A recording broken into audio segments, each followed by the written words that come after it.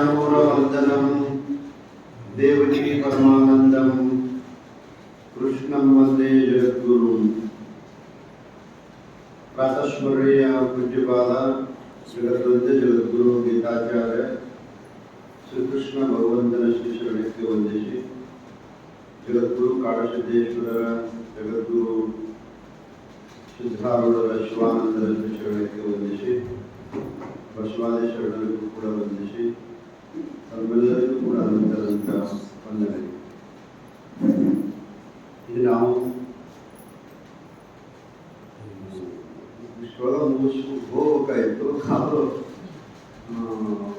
ವಿಷಯನೇ ಇರ್ತೈತೆ. ಒಂದು ಸ್ವಲ್ಪ ವಿಸ್ತಾರ ಮಾಡಿ ಹೇಳೋದು ಚಲೋ ಅಂತ ನಾನು ಎರಡು ಗುಣಗಳನ್ನು ನಾವು ವಿಚಾರ ಮಾಡಿದ್ದೇವೆ. ಅವಯಂ ಸತ್ವಸಂಸ್ಕೃತಿ, ಗುಣಪ್ರಧಾನ. ಇವೆಲ್ಲ ಭಗವಂತನ ಸ್ವರೂಪಗಳು. ನಾವು ದೇವಿ ಗುಣ ಅಂತೇಳಿ ಕರಿತೀವಲ್ಲ, ಭಗವಂತನ ಸ್ವರೂಪ. फूल कैसा भी हो, तारीफ खुशबू से होता है. फूल कैसा भी हो, तारीफ खुशबू से होता है. ಗೊತ್ತಾಗುತ್ತೆ ಅದರ ಮೌಲ್ಯ. ತಾರೀಫ್ ಅಂದ್ರೆ ಗುಣಗಾನ. ಅದರದ್ದು ಹೂವಿನ ಗುಣಗಾನ ಎದರಿಂದ ಆಗುತ್ತೆ? ಸುವಾಸನೆ. ಇವತ್ತು ನಾವು ಈ ಚೆಂಡು ಭಾಳ ಚೆನ್ನಾಗಿ ಕಾಣ್ತೈತಿ, ಖುಷ್ಬುನೇ ಅದರೊಳಗೆ ಚೆಂಡಿನೊಳಗೆ. ವಾಸ್ತವಿಕವಾಗಿ ದಕ್ಷಿಣ ಭಾರತದೊಳಗೆ ಅದನ್ನ ದೇವರಿಗೆ ಇರಿಸಲೇಬಾರದು, ನಿಷೇಧ ಇತ್ತು. ಅದನ್ನ ಶಸ್ತ್ರಕರ್ತೀವಿ, ಅದರೊಳಗೆ ಹೌದ್ರೆ ಅದು ಪೂಜೆಗೆ ಇಲ್ಲದು. ನಾವು ಪೂಜೆಗೆ ಒಂದಿಷ್ಟು ಹೋದವು: ಸೇವಂತಿಕ, ಬಕುಲ, ಚಂಪಕ, ಪಾಟಲಾಬ್ಜ, ಹುನ್ನಾಗ, ಕರ್ವೀರ, ರಸಾಲ. ನಾವು ನೋಡಿಲ್ಲ, ಕೆಲವೊಂದಿಷ್ಟು ನೋಡ್ತೇವೆ. ಯಾವ್ಯಾವ ನೋಡ್ತೇವೆ? ಸೇವಂತಿಕ, ಬಕುಲ ನಾವು ನೋಡಿಲ್ಲ. ಇದ್ರೂ ಇದಲ್ಲ, ನಮಗೂ ಗೊತ್ತಿಲ್ಲ. ಬಕುಲ, ಚಂಪಕ ಅಂದ್ರೆ ಉದ್ದಿಕದಲ್ಲಿ ಭಾರಿ ಅಂತ. ಸಂಪಿಗೆ, ಚಂಪಕ ಅಂತಾರೆ ಸಂಸ್ಕೃತ. ಸಂಪಿಗೆ ಇದ್ದೀವಲ್ಲ, ಚಂಪಕ ಅಂತಾರೆ. ಎಷ್ಟು ಮೌಲ್ಯ ಅದಕ್ಕೆ! ಈ ಶಾವಂತಿಗೂ ಸಿಗಂಗಿಲ್ಲ. ಯಾವುದು? ಎಷ್ಟು ಸುಗಂಧ ಇರ್ತೈತೆ ಅಷ್ಟು ಮೌಲ್ಯ ಜಾಸ್ತಿ. ಅದ್ರ ರೂಪ ನೋಡಂಗಿಲ್ಲ. ಅದಕ್ಕೆ ಸುಗಂಧ ಬಹಳ ಪ್ರಧಾನ. ಚಂಪಕ, ಪಾಟಲಾಬ್ಜ ಅಂತಂದ್ರೆ ನಾವು ಅದನ್ನು ಹುನ್ನಾಗ ಅಂತಂದ್ರೆ ಆ ಸಂಪಿಗೆ ಹೂವಿನಕ್ಕಿಂತ ಸೈಲೆಂಟ್ ಹೂವು. ಅದು ಅತ್ಯಂತ ಸುಗಂಧ. ನಾಗಪುಷ್ಪ ಅಂತ ಹೇಳ್ತಾರೆ. ಭಾರಿ ನಮ್ಮ ಮಠದಾಗ ಒಂದು 2 ಗಿಡ ಅದಾವ್ರಿ. ಇವು ಇನ್ಮ್ಯಾಗ ಒಂದೊಂದು ಬಕೆಟ್ ಬರ್ತೈತೆ. ಗರಗದಾಗ ಇಷ್ಟೊಂದು ಸುಗಂಧ ಇರ್ತದು. ಆ ಒಳಗೆ ಏರಿಸ್ಬಿಟ್ರ ಸಾಯಂಕಾಲದವರೆಗೆ ಎಷ್ಟು ಶೇರ್ ಹಾಕಿರ್ಬೇಕು ಈ ಗದ್ದಿಗೆ ಅನ್ಸುತ್ತೆ. ಅಷ್ಟೊಂದು ಮೌಲ್ಯ. ಅದಕ್ಕೆ ನಾಗ ಸಂಪಿಗೆ, ನಾಗಲಿಂಗ ಪುಷ್ಪ ಅಂತಾರ. ಅದು ಎಡಿ ಐತೆ. ಅದಕ್ಕೆ ಹುಡುಕಲಿಂಗ ಐತೆ. ಲಿಂಗದ ಮ್ಯಾಗ ಹುನ್ನಾಗ ಅಂತ ಕರೀತಾರೆ. ಸಿದ್ಧಾರೂಢ ಮಠದಾಗ ಹಿಂದೈತೆ. ಅದು 5-10 ಮೊದಲ 10-8 ವರ್ಷಕ್ಕೂ ಹೋಗೈತೆ. ಅದು ಅದಕ್ಕೆ ನೀರು ಭಾಳ ಬೇಕದಕ್ಕೆ. ಅದ್ರದ್ದು ಕಾಯಿ ಹಾಕೈತೆ. ಅದ್ರ ಕಾಯಿ ಅಕಸ್ಮಾತ್ ತಂದು ನಾವು ಮನ್ಯಾಗ ಒಡೆದು ಬಿಟ್ರ ಇಷ್ಟೊಂದು ದುರ್ಗಂಧ. ದನ ಕೊಯ್ದಷ್ಟು ವಾಸನೆ ಆಗ್ತದೆ. ಏನು ಸೃಷ್ಟಿಯೋ ಇವು. ತಾವು ತಂದಿದ್ದು ಅಂತಂದು ಮಾಡಕ್ಕೆ ಹೋದ್ರೆ ಕೆಲಸ ದೌಡ ಆಗಲ್ಲ. ಅದು ಹುಟ್ಟದ ಕಷ್ಟ. ಎಲ್ಲೋ ಒಂದು ಭಾಳ ಪ್ರಯತ್ನ ಪಟ್ಟಾಗುತ್ತೆ. ಆ ಹೂ ಇಷ್ಟೊಂದು ಮೌಲ್ಯ ಬರ್ಬೇಕಾದ್ರೆ ಎದರಿಂದ ಅಂತ ಹೇಳಿದ್ರೆ ಅದಕ್ಕೆ ಸುಗಂಧ. ಸೇವಂತಿಕ, ಬಕುಲ, ಚಂಪಕ, ಪಾಟಲಾಬ್ಜ, ಹುನ್ನಾಗ, ಕರಿವೀರ. ಅಂದ್ರೆ ಇದು ಕರಿವೀರ. ಕಣಗಿರೋ ಕರಿವೀರ. ಇದು ಸುವಾಸನೆ ಚೆನ್ನಾಗಿರ್ತದೆ. ಈಗ ಕೇರಳ ಸರ್ಕಾರ ಇದನ್ನ ನಿಷೇಧ ಮಾಡಿದೆ. ನಿಷೇಧ ಮಾಡಿದ್ರು. ಮತ್ತೆ ಯಾರು ತಿಂದಿದ್ರಿಂದ ಅಷ್ಟೊಂದು ಮೌಲ್ಯ. ಎದಕ್ಕೆ? ಆ ಹೂವಿಗೆ ಮೌಲ್ಯ ಇಲ್ಲ. ಎದಕ್ಕೆ ಮೌಲ್ಯ?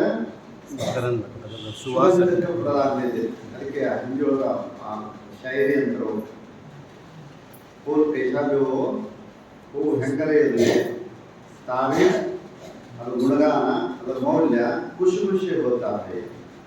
ಖುಷಿ ಅಂತಂದ್ರೆ ಸುವಾಸನೆ ಬಹಳ ಪ್ರಧಾನ. ಹಂಗ ನಾವು ಯಾವುದೇ ಜಾತಿಗಳಿರಲಿ, ಸಣ್ಣವರಿರಲಿ, ದೊಡ್ಡವರಿರಲಿ, ಅದಕ್ಕೆ ಪ್ರಾಧಾನ್ಯತೆ ಇದರಿಂದ ಬರ್ತೈತೆ ಅಂದ್ರೆ ಆ ವ್ಯಕ್ತಿಗೆ ದೈವಿ ಗುಣದಿಂದ ಮಾತ್ರ ಬರ್ತದೆ. ಅದನ್ನು ನಾವು ಪ್ರಯತ್ನಪೂರ್ವಕವಾಗಿ ಆ ಹೂಗಳಿಗೆ ಭಗವಂತ ನೈಸರ್ಗಿಕವಾಗಿರ್ತದೆ. ಏನು ಕೊಟ್ಬಿಡ್ತಾನ. ನಮ್ದು ಹಂಗಲ್ಲ, ನಮ್ದು ನೈಸರ್ಗಿಕ ಅಲ್ಲ. ನಮ್ದು ನಾವೇನ್ ಮಾಡ್ಕೋಬೇಕಂದ್ರೆ ಆದಾಯ ಮಾಡ್ಕೋಬೇಕು. ನಾವು ಅದನ್ನು ತಗೋಬೇಕು. ಭಗವಂತನ ಗುಣಗಾನವನ್ನು ತಗೋಬೇಕು. ಒಂದಿಷ್ಟು ವಿಚಾರ ಪ್ರಧಾನ ನೋಡಿ. ಒಂದಿಷ್ಟು ಈಗ ಕೇಳ್ತೀವಲ್ಲ, ಕೇಳಿದ್ರಿಗೆ ಏನ ಮಾಡುವಾಗ ಒಂದಿಷ್ಟು ಚೆನ್ನಾಗಿತ್ತಂದ್ರೆ ಇದು ಯೋಗ್ಯ, ಇದು ಅಯೋಗ್ಯ, ಇದನ್ನ ಮಾಡ್ಬೇಕು, ಇದು ಮಾಡ್ಬೇಕು. ಇಷ್ಟೊಂದು ತಿಳಿಯಾಗಿ ಬಂತಂದ್ರೆ ನಮ್ಮ ಜೀವನ ಏನಾಗೈತೆ ಅಂದ್ರೆ ಭಾವನೆ ಆಗುತ್ತೆ. ನಾವು ಹೆಚ್ಚು ಪ್ರಯತ್ನ ಲೌಕಿಕದೊಳಗೆ ದೊಡ್ಡವರು ಆಗ್ಬೇಕು ಅಂತ ಅನ್ಸುತ್ತೆ. ಲೌಕಿಕ ಭೌತಿಕ ಐಶ್ವರ್ಯವನ್ನು ಪಡ್ಕೊಂಡು ನಾವೆಲ್ಲರೂ ದೊಡ್ಡವರು ಆಗ್ಬೇಕು ಅನ್ನುವಂಥ ಭಾವನೆ. ಆದ್ರೆ ನಾವು ದೊಡ್ಡವರಾಗೋದು ಇದರಿಂದ ಅಂತ ಹೇಳಿದ್ರೆ ಇದರಿಂದ ದೈವಿ ಗುಣದಿಂದ ನಾವೆಲ್ಲರೂ ಏನಾಗ್ತೀವಿ ದೊಡ್ಡವರಾಗಲಿಕ್ಕೆ ಕಾರಣ ಅಂತ ಕೊಟ್ಟಿದ್ದಾರೆ. ಹೇಳಿ ಭಗವಂತ ಎರಡು ಗುಣಗಳನ್ನು ಹೇಳಿದ. ಅಭಯಂ ಸಂಶುದ್ಧಿ. ನಮ್ಮ ಅಂತಃಕರಣ ಏನಾಗಬೇಕಂದ್ರೆ ಅತ್ಯಂತ ಶುದ್ಧ ಆಗಬೇಕು, ಅತ್ಯಂತ ಶುದ್ಧ ಆಗಬೇಕು. ದರ್ಪಣವು ಎಷ್ಟು ಸ್ವಚ್ಛ ಇರ್ತೈತಲ್ಲ, ಹಂಗೆ ನಮ್ಮ ಮನುಷ್ಯ ಏನೈತಂದ್ರೆ ಸ್ವಚ್ಛ ಆಯ್ತಂದ್ರೆ ನಮ್ಮ ಆತ್ಮನ ಸ್ವರೂಪ ನಮಗೆ ಬೇಗ ಅರಿವಾಗುತ್ತೆ, ಬೇಗ ಆಗುತ್ತೆ. ಅದರಿಂದ ಕೃಷ್ಣ ಮುಂದೆ ನೋಡಿ ಇವತ್ತಿಂದ ಜ್ಞಾನ ಯೋಗ ವ್ಯವಸ್ಥಿತಿ. ಅಭಯಂ ಸತ್ವ ಸಂಶುದ್ಧಿ ಜ್ಞಾನ ಯೋಗ ವ್ಯವಸ್ಥಿತಿ. ಕಂಠಸ್ಥ ಮಾಡಿಬಿಟ್ಟಿದೆ ಗೊತ್ತಾಯ್ತದೆ. ಅಭಯಂ ಸತ್ವ ಸಂಶುದ್ಧಿ ಜ್ಞಾನ ಯೋಗ ವ್ಯವಸ್ಥಿತಿ. ವ್ಯವಸ್ಥಿತಿ ಇಲ್ಲಿ ಎರಡು ಪದ ಐತಿ. ಜ್ಞಾನ ಯೋಗ ವ್ಯವಸ್ಥಿತಿ ಮೂರು ಪದ ಇದೆ ಒಳಗೆ. ಅದು ಹಂಗೆ ಹೇಳಬೇಕು. ಜ್ಞಾನ ಯೋಗ ವ್ಯವಸ್ಥಿತಿ. ಜ್ಞಾನ ಅಂದ್ರೇನು? ಭಗವಂತನ ಅರಿಲಿಕ್ಕೆ ಒಂದಿಷ್ಟು ಸಾಧನಗಳು. ಭಗವಂತನ ಅರಿಲಿಕ್ಕೆ ಒಂದಿಷ್ಟು ಸಾಧನಗಳು. ಇದನ್ನೇ ಬ್ರಹ್ಮಸೂತ್ರದೊಳಗ ಆ ಭಗವಂತ ಎದರಿಂದ ಕಾಣ್ತಾರಂದ್ರ ಅದು ಶಾಸ್ತ್ರ ಯೋನಿತ್ವ ಅಂತಂದ್ರೆ ಬ್ರಹ್ಮಸೂತ್ರ ಸೂತ್ರ. ಶಾಸ್ತ್ರ ಯೋನಿತ್ವ ಹಂಗಂದ್ರೆ ಏನಂದ್ರ ಆ ಪರಬ್ರಹ್ಮನನ್ನು ಕಾಣಬೇಕಾದ್ರೆ ಶಾಸ್ತ್ರಗಳು ಸಾಧನಗಳು. ಎದರಿಂದ ನಾವು ಅರಿಬೇಕು? ಈಗ ನಮ್ಮ ಪಠ್ಯ ಭಾಗ ಇದೆ, ಅದು ಡಿಗ್ರಿ ಇರಲಿ ಪ್ರೈಮರಿ ಇರಲಿ, ಅವಕ್ಕೇನೈತಿ ಸಿಲೆಬಸ್ ಐತೆ. ಆದ್ರೆ ಜ್ಞಾನ ಅದು ಲೌಕಿಕ ಜ್ಞಾನ. ಹಂಗಾಗಿ ಇಲ್ಲಿದ್ದ ಹೋಗ್ತೈತೆ ತಳಿಯಿಂದ ಪ್ರೈಮರಿಯಿಂದ ಹಿಡ್ಕೊಂಡು ಮುಂದೆ ಡಿಗ್ರಿವರೆಗೆ ಹೋದ್ರು ಸಹಿತ ನಾವು ಯಾವ ವಿಭಾಗಕ್ಕೆ ಹೋಗ್ತೀವೋ ಅವಕ್ಕೆ ಏನದವು ಪಠ್ಯ ಭಾಗ ಐತಿ, ಗ್ರಂಥ ಐತಿ. ಆ ವಿದ್ಯೆ ನಮ್ಗೆ ಪ್ರಾಪ್ತಿ ಆಗ್ಬೇಕು. ಏನ್ಬೇಕು? ಆ ಗ್ರಂಥ ಓದಬೇಕ. ಆರ್ಟ್ಸ್, ಕಾಮರ್ಸ್, ಸೈನ್ಸ್ ಮತ್ತೆ ಯಾವ್ಯಾವ ಅದಾವು ಅವನ್ನೆಲ್ಲ ಓದಲಿಕ್ಕೆ ಆ ಜ್ಞಾನ ಬರ್ಬೇಕಾದ್ರೆ ಏನ್ಬೇಕು? ಪಠ್ಯ ಭಾಗ ಐತಿ. ಆ ಪುಸ್ತಕಗಳದಾವು, ಆ ಗ್ರಂಥಗಳದಾವು, ಅವನು ಓದಲೇಬೇಕಲ್ಲ. ನಾವು ಅವನ್ನ ಓದುವುದರಿಂದ ಆ ಜ್ಞಾನ ನಮಗೇನಾಯ್ತು ಪ್ರಾಪ್ತಿ. ಆ ಪಠ್ಯ ಭಾಗ ಓದುವುದರಿಂದ ಆ ಗ್ರಂಥ ಅದು ನಮಗೇನಾಯ್ತು ವೈದ್ಯಕೀಯ. ಅದಕ್ಕೊಂದು ಸಿಲೆಬಸ್ ಐತಿ, ಇದನ್ನೇ ಓದ್ಬೇಕಂತ ನೇಮ ಐತಿ. ಯಾವುದೇ ಇದ್ದು ಸಹಿತ ಲೌಕಿಕ ಜ್ಞಾನವಾದರೂ ಕೂಡ ಏನಿಲ್ಲ, ಗ್ರಂಥಗಳು ಇಲ್ಲದೆ ಹೇಳಲಿಕ್ಕೆ ಬರಂಗಿಲ್ಲ. ಹಂಗ ನಮ್ಮ ಭಗವಂತನ ಕಾಣಬೇಕಾದ್ರೂ ಕೂಡ, ಭಗವದ್ ದರ್ಶನ ಆಗಬೇಕಾದ್ರೆ, ಪರಬ್ರಹ್ಮನ ಸಾಕ್ಷಾತ್ಕಾರ ಆಗಬೇಕಾದ್ರೂ ಕೂಡ ಎದರಿಂದ? ಶಾಸ್ತ್ರ ಯೋನಿತ್ವ. ಜ್ಞಾನ ಪ್ರಾಪ್ತಿಯಾಗುವುದು ಎದರಿಂದ ಅಂತ ಕೇಳಿದ್ರೆ ಶಾಸ್ತ್ರದಿಂದ. ಆ ಭಗವಂತನ ವರ್ಣನೆ ಅದರೊಳಗೆ ಮಾಡಿಬಿಟ್ಟಿದ್ದಾರ.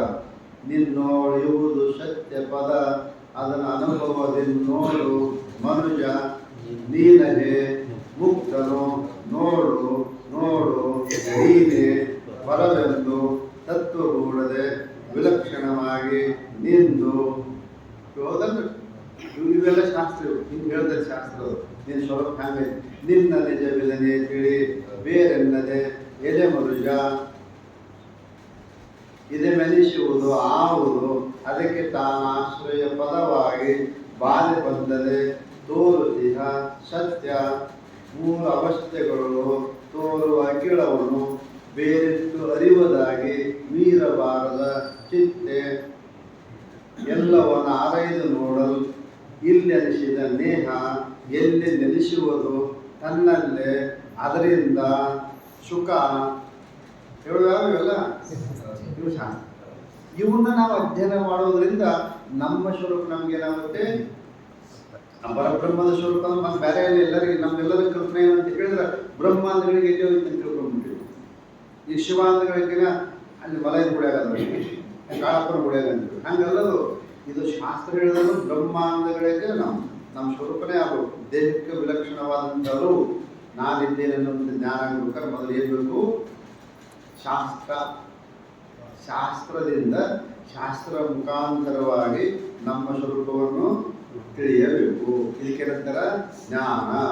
ಇಷ್ಟೆಲ್ಲ ಜ್ಞಾನ ಪಡ್ಕೊಂಡ್ರಲ್ಲ ನೀವು, ಎದರಿಂದ ಬಂತು? ಶಾಸ್ತ್ರದಿಂದ ಬಂತು. ಇಷ್ಟೆಲ್ಲ ಅಪಾರ ಪಾಂಡಿತ್ಯವನ್ನು ಓದಿದ್ರಲ್ಲ ನಮ್ಮ ಪೂರ್ವಜರು, ಹಿರಿಯರು, ಅಬ್ದುಲ್ ಕಲಾಂ ಅವರು. ಎದರಿಂದ ಬಂತು? ಓದ್ಬೇಕಲ್ಲ. ಅದು ಅಷ್ಟು ಪ್ರಸಿದ್ಧ ವ್ಯಕ್ತಿ ಆಗ್ಬೇಕಾದ್ರೆ ಓದೋದ ಬರಂಗಿಲ್ಲ. ಅದು ಅಂಬೇಡ್ಕರ್ ಅವರು ಇಷ್ಟೆಲ್ಲ ಓದಿದ್ರೆ ತಿಳ್ಕೊಂಡು ಅವ್ರು ಬಂದದ್ದು ಎಲ್ಲ ಸಾಮಾನ್ಯ ಅಲ್ಲದು. ಜ್ಞಾನ ಬರೋದು ಅಷ್ಟು ಸರಳ ಇಲ್ಲದು. ಒಂದು ಕ್ಷಣ ನಾವು ನಾಶ ಮಾಡಿದ, ವ್ಯರ್ಥ ಮಾಡಿದ ಜ್ಞಾನ ಸಿದ್ಧಿಸಂಗಿಲ್ಲ ಶಾಸ್ತ್ರ. ಕಣಶೈವ ವಿದ್ಯಾಮರ್ಥಂಚಿ ಸಾಧಯೇ ಕ್ಷಣತ್ತಾಗೆ ಕುತೋ ವಿದ್ಯಾ ಕಣತ್ಯಾಗೆ ಕುತೋಧನಂ. ನೈತಿಕ ಶಾಸ್ತ್ರ ಹೇಳ್ತದೆ, ಚಾಣಕ್ಯ ಹೇಳೋದಿಲ್ಲ. ಕಣಶೈವ ವಿದ್ಯಾಂ ಅರ್ಥಾಂ ಚ ಸಾಧಯೇ. ಒಂದು ಕ್ಷಣವೂ ಸಹಿತ ವ್ಯರ್ಥ ಆಗದಂಗ ವಿದ್ಯಾ ಸಂಪಾದನೆ. ಒಂದು ಪೈಸಾ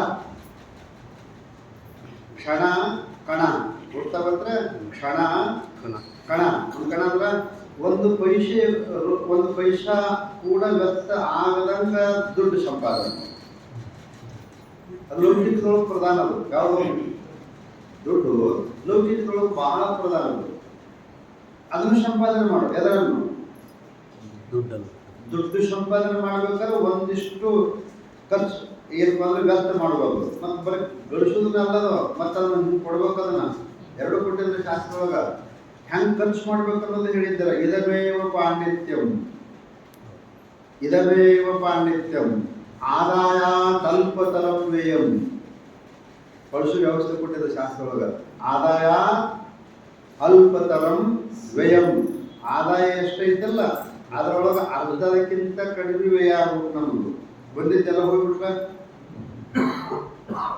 ವಾರ ಸಂತೆ ಆಯ್ತಾ, ಮಂಗಳವಾರ ಸಂತೆ ಆಯ್ತಾ,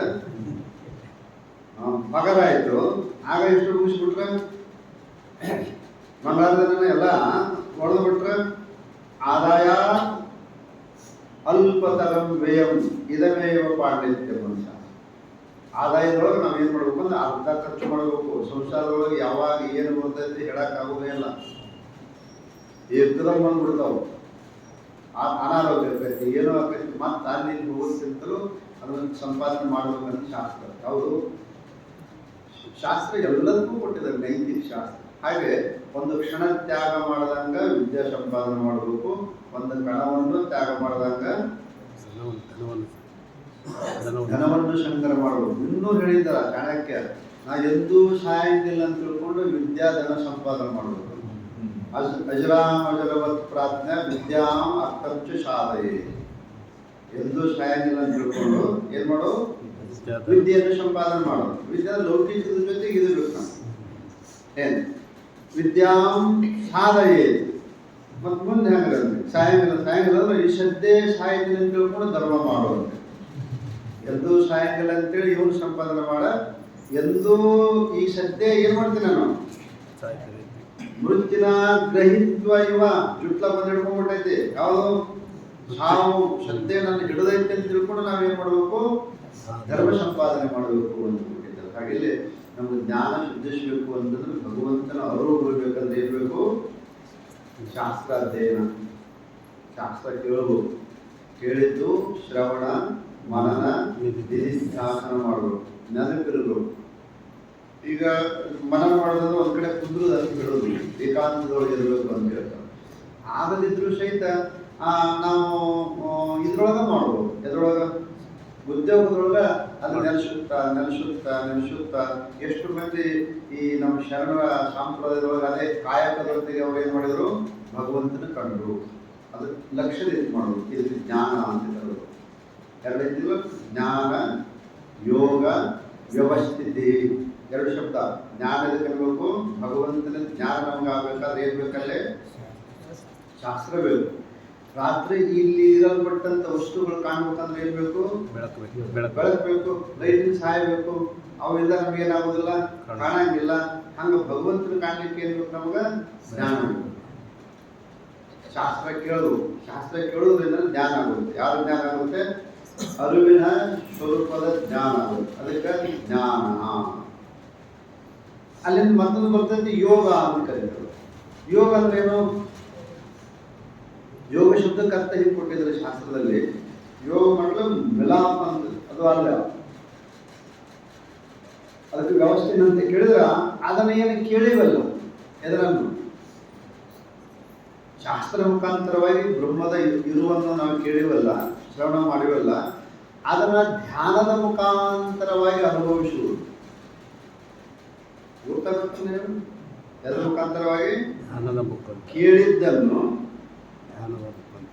ಕೇಳಿದ್ದನ್ನು ಶಾಸ್ತ್ರ ಕೇಳಿದ್ದನ್ನು ಏನಾಗಬೇಕು, ಮುಖಾಂತರವಾಗಿ ಯೋಗ ಶಬ್ದಕ್ಕದು. ಯೋಗ ಅಂದ್ರೆ ಧ್ಯಾನದ ಮುಖಾಂತರವಾಗಿ ಏನ್ ಮಾಡೋದು, ಅನುಭವಕ್ಕೆ ತಂದುಕೊಳ್ಳುವುದು.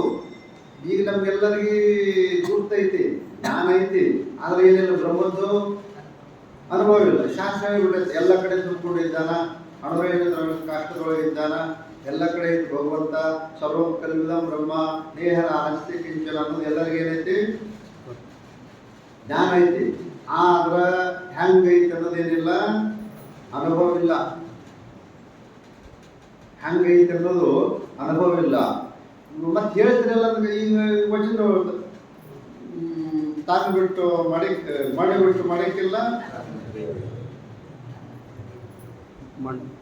ಮಣ್ಣು ಬಿಟ್ಟು ಮಾಡಕ್ಕಿಲ್ಲ, ತಾನು ಬಿಟ್ಟು ಮತ್ತೆ ತಾನೇ ದೇವರನೇ ಇಲ್ಲ. ಮತ್ತೆ ಯಾಕೆ ಹೋಗ್ಬೇಕು ಚಾಲಂಗಡಿಗೆ, ರುಚಿಗೆ ದೇವ್ರ ಹತ್ರ ಹೋಗಿದ್ದೆ. ಕಾಡಪ್ಪ ಬಂದನ, ಅವನಾರ ಮಲೈ ಬಂದನ, ಮತ್ತೆ ಅಂತೀವಲ್ಲ ಏನಂತ,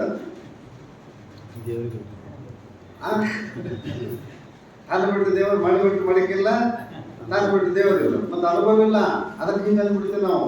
ಅದಕ್ಕೆ ಕನ್ನಡ ಅದರ ಒಂದು ಮಾತು ಹೇಳಿದ್ದೇನೆ, ಎಲ್ಲೆಲ್ಲಿ ಬೇಕಲ್ಲ ಶಿವ ಹಾನಂತೆಲ್ಲಾರು ಹೇಳುವರು, ಶಿವನ ಮುಕ್ತಿ ಸುಖದ ಅನುಭವಕ್ಕೆ ಹೇಳಿದರೆ ಒಬ್ಬರು ಹೇಳುವರು.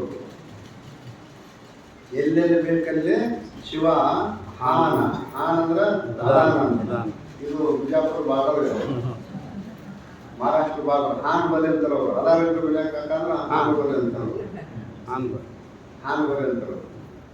ಎಲ್ಲೆಲ್ಲಿ ಬೇಕಲ್ಲಿ ಶಿವ ಹಾನ್ ಅಂತೆಲ್ಲ ಹೇಳುವರು, ಶಿವ ಹೆಂಗದನ ಅಂತ ಕೇಳಿದ್ರೆ ಒಬ್ಬರು ಹೇಳಂಗಿಲ್ಲ. ಶಿವನ ಮುಕ್ತಿ ಸುಖದ ಅನುಭವ ಕೇಳಿದರೆ ಒಬ್ಬರು ಹೇಳುವರು. ದೃಷ್ಟಾಂತ ಕೊಟ್ಟಿದ್ದಾರೆ ಜಗಳು. ಕಳ್ಳನ ಕಂಡು ಬೊಗಳುವ ನಾಯದು ಒಂದೇ ಇರುವುದು, ಆ ನಾಯಿ ಬೊಗಳುವುದು ಕಂಡು ಊರನ್ನ ನಾಯಲ್ಲ ಬೊಗಳುವುದು. ಗೊತ್ತಾಗುತ್ತೆ? ನಿಜವಾಗಿ ಕಳ್ಳನ ಕಂಡಿದ್ದು ಒಂದೇ ನಾಯಿ. ಕಳ ಬಂದಿದ್ದಲ್ಲ ಅವನು ಒಂದೇ ನಾಯಿ ನೋಡೈತಿ, ಅದ ಒಂದ ಒದರಿದ್ದು. ಅದನ್ನ ನೋಡುತ್ತನ ಚಡವ ನೋಡ್ದಂಗ ಮಂಗಳಾರಪೇಟೆ ನಾಯಿ ಒದರಾಕಂತಂದ್ರೆ ಎಲ್ಲ ಕಟ್ಟಿರ್ವಾಗಿಬಿಡ್ತಿದ್ರು. ಯಾಕೆ ಒದರಿದ್ದು ಅಂದ್ರೆ ಅಲ್ಲಿ ಓದಿತ್ತು ನಾವು, ಅಲ್ಲಿ ಒದರಿತ್ತು ನಾವು, ಅಲ್ಲಿ ಒದರಿದ್ದು ನಾವು. ಹಿಂಗಾಗಿತ್ತು ನಮ್ಗೆ ವ್ಯವಸ್ಥೆ. ಅಲ್ಲ, ನಾನು ಹಾಸ್ಯ ತಿರಸ್ಕಾರ ಮಾಡೋದಿಲ್ಲ, ನಿಮ್ಗೆ ಅನುಭವ ಕೊಡಲಿ ಅಂತ. ಕರೆಕ್ಟ್. ನಿಮ್ಗೆ ಅನುಭವ ಕೊಡಲಿ ಅಂತ. ನಾನು ನಿಮ್ಗೆ ಕೀಳಾಗಿ ಕಾಣಂಗಿಲ್ಲ, ಅನುಭವ ಕೊಡಲಿ ಅಂತ ಹೇಳಿ. ಯಾಕೆ ಅವರೇ ಹೇಳ್ಬಿಟ್ಟವ್ರು, ಯಾರು ಆತ್ಮ ಹೇಳ್ಬಿಟ್ಟಿದ್ದಾರ. ಅದಕ್ಕೆ ಅನುಭವ ಕೊಡ್ಬೇಕ ನಮಗೆ. ಯಾವುದು ಆ ಬ್ರಹ್ಮ ಇದು ನನಗ ಬರೋದು, ಇದು ಎಟ್ಟ ಹೋಗ್ಬೇಕು,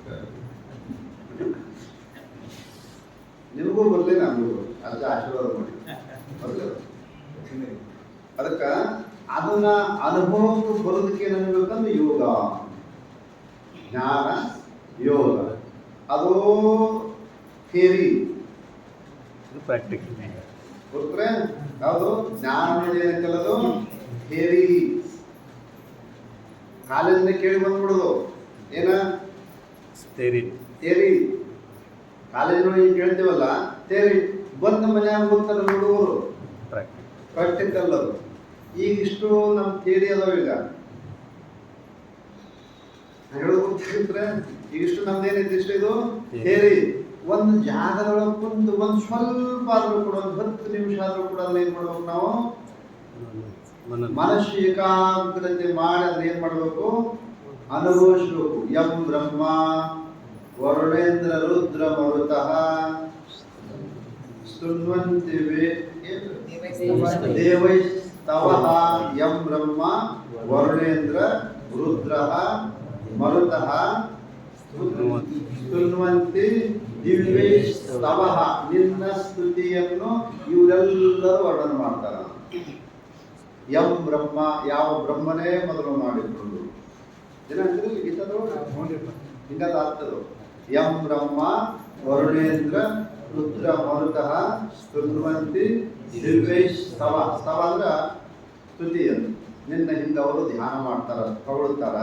ಯಂ ಬ್ರಹ್ಮ ವರುಣೇಂದ್ರ ರುದ್ರ ಮರುತಃ ಸ್ತುನ್ವಂತಿ ದಿವ್ಯೈಸ್ತವೈಹಿ ವೇದೈ ಸಾಂಗಪದ ಕ್ರಮೋಪನಿಷದೈರ್ ಗಾಯಂತಿ. ವೇದೈ ಸಾಂಗಪದ, ವೇದಗಳೇನದವಲ್ಲ ಎಲ್ಲ ವೇದಗಳು ಬರೀ ಹಂಗ ಅಲ್ಲ. ಸ ಅಂಗ, 6 ಅಂಗಗಳದವ ಎದಕ್ಕ ವೇದಕ್ಕ. ಆ ಅಂಗ ಸಹಿತವಾಗಿ ವೇದೈ ಸಾಂಗಪದ ಕ್ರಮ ಅಷ್ಟೇ ಅಲ್ಲ, ಉಪನಿಷತ್ತು ವೇದಗಳು ಮತ್ತು ಪ್ರಧಾನ ಯಾವು ಉಪನಿಷತ್ತುಗಳು. ಅವೇನದ ವೇದೈ ಸಾಂಗಪದ ಕ್ರಮೋಪನಿಷದೈ ಗಾಯಂತಿ ಯಂ ಸಾಮಗ. ಸಾಮಗ ಅಂದ್ರೆ ಸಾಮಗ ಅಂತ ಬಹುವಚನ ಐತೆ ಅಲ್ಲ, ಗಾಹ ಅಂತ ವಿಸರ್ಗ ಐತಿ. ಎಲ್ಲ ವೇದಗಳು ನಿನ್ನನ್ನು ಏನ್ ಮಾಡ್ತಾವೋ, ಗಾಯಂತಿ ಹಾಡುತ್ತವೆ, ಸ್ತುತಿಸುತ್ತವೆ. ಇದು ಅರ್ಥದ. ಯಂ ಬ್ರಹ್ಮ ವರುಣೇಂದ್ರ ರುದ್ರ ಮರುತಃ ಸ್ತುನ್ವಂತಿ ದಿವ್ಯೈಸ್ತವೈ ವೇದೈ ಸಾಂಗಪದ ಕ್ರಮೋಪನಿಷದೈ ಗಾಯಂತಿ ಯಂ ಸಾಮಗಾಃ.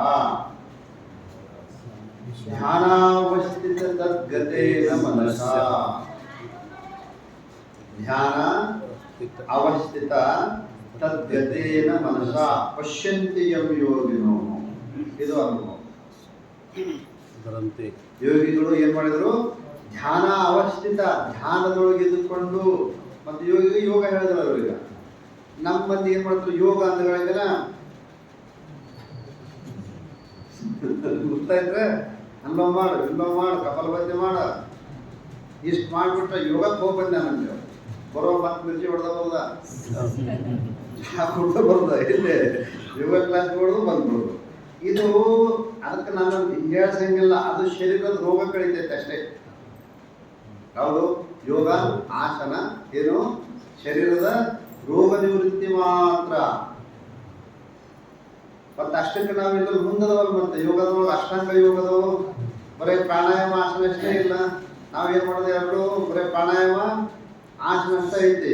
ಮೊದಲಿನ ಸದ್ಗುಣಗಳಿಲ್ಲ 10, ಯಮ ದಶಗುಣ ನಿಯಮ ದಶಗುಣ ಇಲ್ಲ. ಆಮೇಲೆ ಬಂದಿದ್ದು ಆಸನ ಪ್ರಾಣಾಯಾಮ ಆತ್ಮಕ ಪ್ರತ್ಯಾಹಾರ ಧ್ಯಾನ ಧಾರಣ ಸಮಾಧಿ. ಅವಿಂದ ನಾನು ಯೋಗಕ್ಕೆ ಹೋಗ್ತೀನಂದ್ರೆ, ಆದ್ದರಿಂದ ಭಗವಂತನನ್ನು ಅನುಭವಿಸೋದಕ್ಕೆ ಏನಿರಬೇಕು, ಯೋಗ. ಭಗವಂತನ ತಿಳಿದಕ್ಕೆ ಏನಿರಬೇಕು, ಜ್ಞಾನ ಅನ್ನಬೇಕು. ಭಗವಂತನ ತಿಳಿಯೋದಕ್ಕೆ ಏನಿರಬೇಕು, ಜ್ಞಾನ. ಭಗವಂತ ಹೆಂಗಿದ್ದನ್ನು ಅನುಭವಿಸೋದು ಯೋಗ. ಅದನ್ನ ಈ ಬಾಂಬೆ ಮಾಲ್ದಿ ಮಾಡೋದು ಹೆಂಗ ಅನ್ನೋದು ನಿಂದು ಹಿಂಗೆ ಹೇಳಿದ್ರೆ ಅನುಭವ ಬರ್ತೈತಿ. ಈಗ ನೋಡಿ ಖುಷಿ ಹೌದ್ರೆ ಹ್ಯಾಂಗ್ ಮಾಡ್ಬೇಕನ್ನೋದು ಜ್ಞಾನ. ಅದನ್ನ ತುಪ್ಪ ಹಾಕೊಂಡು ಹಾಂಗ ಅನುಭವಿಸ್ತೀವಲ್ಲ ಅನುಭವ ಯೋಗ. ಈಗ ಬಹಳ ಪ್ರಸಿದ್ಧ ಯಾವುದು ಬಾಂಬೆ ಹ್ಯಾಂಗ್ ಮಾಡ್ಬೇಕನ್ನೋದು ಜ್ಞಾನ. ಅದು ತುಪ್ಪ ಎಪ್ಪ ಹಾಕೊಂಡು ಹೊಡಿದಕ್ಕೆ ಏನಂತಾರೆ ಯೋಗ. ಭಾರಿ ಆಗೈತೆ. ಅದು ಕಣ್ಣಿಗೆ ನೋಡಿದ್ ಗೊತ್ತಾಗಂಗಿಲ್ಲ. ಯಾವುದು ಮಾಲ್ ಹೆಂಗಾಗಿತ್ತು ಅನ್ನೋದು ಕಣ್ಣಿಗೆ ನೋಡಿದ್ ಗೊತ್ತಾಗಂಗಿಲ್ಲ. ಇದರಲ್ಲೇ ಯುವಾಕ ನಾಲಿನಿಂದಲೇ ಅದು ಸವಿಯಬೇಕು. ಹಂಗ ಬ್ರಹ್ಮನನ್ನು ನಾವು ಅನುಭವಿಸುವುದು ಎದರಿಂದ ಅಂತ ಕೇಳಿದ್ರೆ ಧ್ಯಾನದಿಂದ. ಧ್ಯಾನ ಮಾಡಿಲ್ಲ ಅನ್ನೋದು ಅನುಭವಕ್ಕೆ ಬರಂಗಿಲ್ಲ. ಆಮೇಲೆ ಧ್ಯಾನ ಆದ್ಮೇಲೆ ಸಮಾಧಿ ಸಿದ್ಧಿಸುತ್ತಲ್ಲಿ. ಆ ಸಮಾಧಿ ಒಳಗೆ ಆರಾಮ ಅವು ಹೆಂಗಾದ್ರೂ ಇರ್ಬೋದು. ಅದು ಪ್ರಯತ್ನದಿಂದ ಬರುವಂತ ಸಮಾಧಿ ಬೇರೆ, ಪ್ರಯತ್ನದಿಂದ ಬರಲ್ಪಟ್ಟಂತ ಸಮಾಧಿ ಮತ್ತೆ ಅಲ್ಲಿ ಮುಂದೆ ಹೋಗ್ತೈತೆ. ಹಂಗೆ ಶಾಸ್ತ್ರ ಗೊತ್ತಾಗುತ್ತೆ. ಸವಿಕಲ್ಪಕ ಸಮಾಧಿ, ನಿರ್ವಿಕಲ್ಪ ಸಮಾಧಿ ಅಂತ. ಅವ ಅತಿ ಸಮಾಧಿ ಒಳಗೆ ಪರಿಪಕ್ವ ಆದ್ನಂದ್ರೆ ಏನ್ ನೋಡ್ತಾನೆ ಎಲ್ಲವೂ ಬ್ರಹ್ಮ ಕಾಣುತ್ತೆ.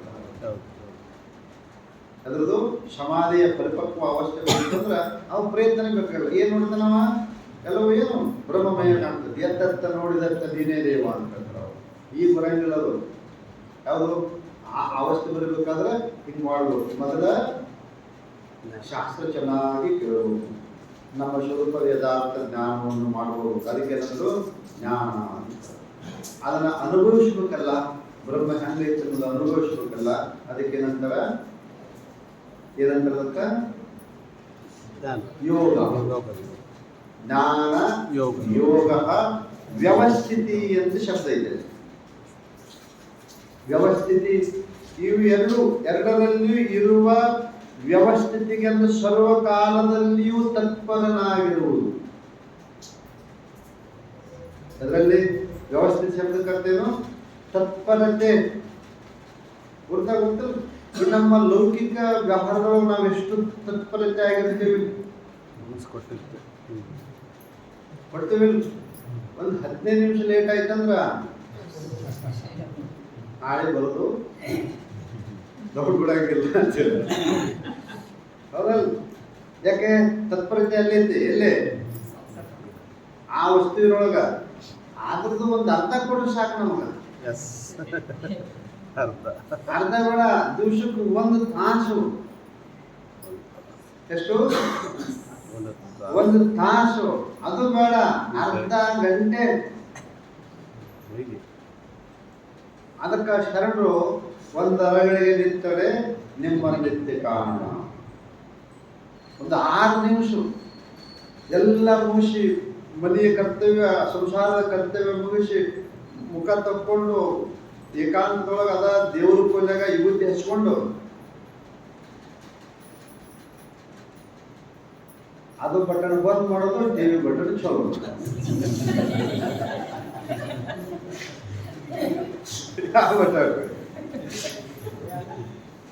ಈ ಬಟನ್ ಬಂದಾಗೈತೆ, ಈ ಬಟನ್ ಚಲೋ ಆಯ್ತು.